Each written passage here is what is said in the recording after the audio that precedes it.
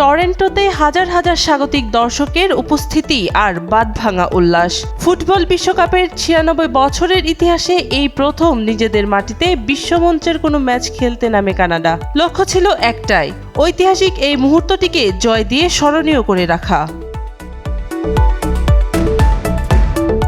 Bosnia and হার্জেগোভিনার বিপক্ষে জয় না এলেও ১-১ গোলের এই ড্র কানাডিয়ান ফুটবলের জন্য জয়ের চেয়েও মধুর।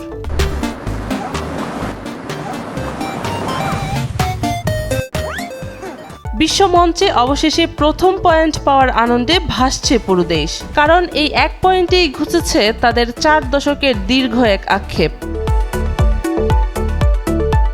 ২০২৬ বিশ্বকাপের আগে বিশ্বমঞ্চে কানাডার ফুটবল ইতিহাস ছিল চরম হতাশা আর ব্যর্থতায় মোড়ানো। ১৯৮৬ সালের মেক্সিকো বিশ্বকাপে প্রথমবার খেলতে এসে কোনো গোলই করতে পারেননি তারা। ৩ ম্যাচের সবকটিতে হেরে সেবার শূন্য হাতে বিদায় নিয়েছিল উত্তর আমেরিকার এই দেশটি। এরপর দীর্ঘ ৩৬ বছরের অপেক্ষা শেষে ২০২২ সালের কাতার বিশ্বকাপে ফিরলেও ভাগ্য বদলায়নি তাদের। কিন্তু ঘরের মাঠে চেনা আঙিনায় এবার খালি হাতে ফেরেনি জেসি মার্শের শিষ্যরা। শক্তিশালী বসনিয়ার বিপক্ষে লড়াই করে আদায় করে নিয়েছে ড্র। হার দিয়ে শুরু করা অতীতকে পেছনে ফেলে এই এক পয়েন্টটি এখন কানাডার ফুটবলের নতুন সূর্যোদয়ের প্রতীক।